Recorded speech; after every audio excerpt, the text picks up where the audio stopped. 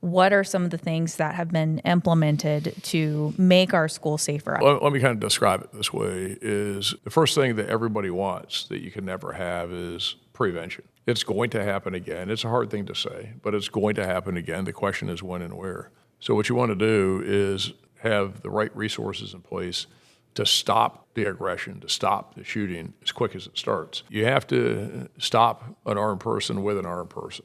So one of the things that Florida did is to make sure that there's an armed person on every school campus. The other thing that you want to make sure is that you have as many speed bumps in place as possible, again, to try and mitigate the harm. As Stoneman Douglas is an example, they had a huge campus, 14 buildings, 45 acres, 2,500 kids, is that they had, the whole campus was fenced, but they had gates, but the gates were left open. So if you're going to have a fence and you're going to have gates, but they're open, and then the guy that was sitting there that watched the shooter get out of the car and walk through the gates carrying the rifle bag, and he knew it was a rifle bag, he had no communication device. So you have to identify the threat, communicate the threat, and then be able to react to it. So I can see it all day long, but if I can't communicate it, then nobody can react to it.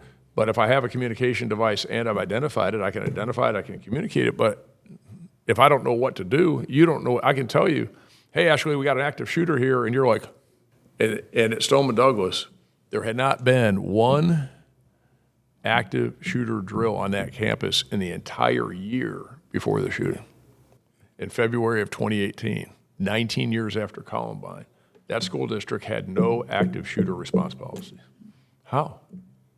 Every school district has to have an active assailant response policy. Every school district has to have physical site security. We have what we call the FSSAT, which is the Florida Safe School Assessment Tool. It's a huge document. All the schools are assessed. You have to have locked classroom doors. You have to have locked hallways. You have to have safe areas in the classrooms. You have to have communication devices. You have to have, so there's really a plethora of things.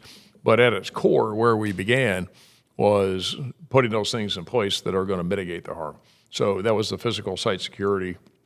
And then it kind of evolved into the last thing that we did was to make sure we got it right, which is the threat management, which is the prevention.